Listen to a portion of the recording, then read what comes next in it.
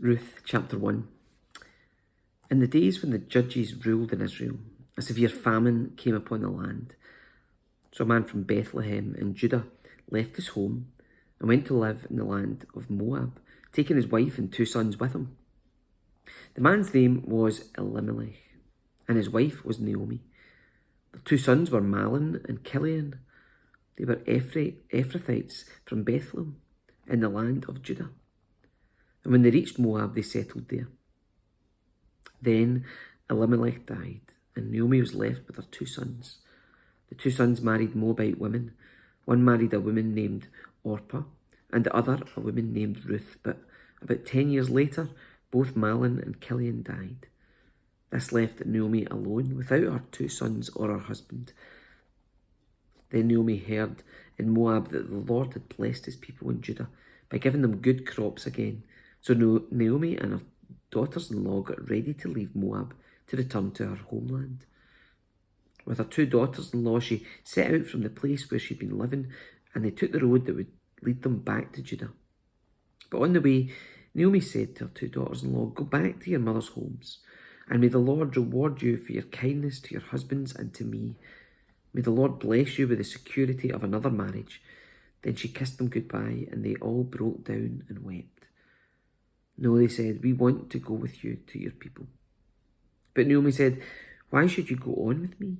Can I still give birth to other sons who could grow up to be your husbands?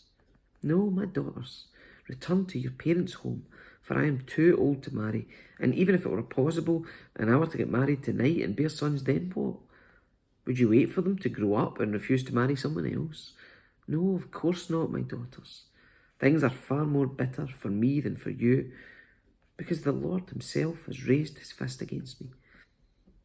And again they wept together, and Orpah kissed her mother-in-law goodbye. But Ruth clung tightly to Naomi. "Look," Naomi said to her, "your sister-in-law has gone back to her people and to her gods. You should do the same." But Ruth replied, "Don't ask me to leave you and turn back. Wherever you go, I will go. Wherever you live, I will live. Your people will be my people, and your God will be my God. Wherever you die, I will die, and there I will be buried. May the Lord punish me severely if I allow anything but death to separate us." When Naomi saw that Ruth was determined to go with her, she said nothing more. So the 2 of them continued on their journey.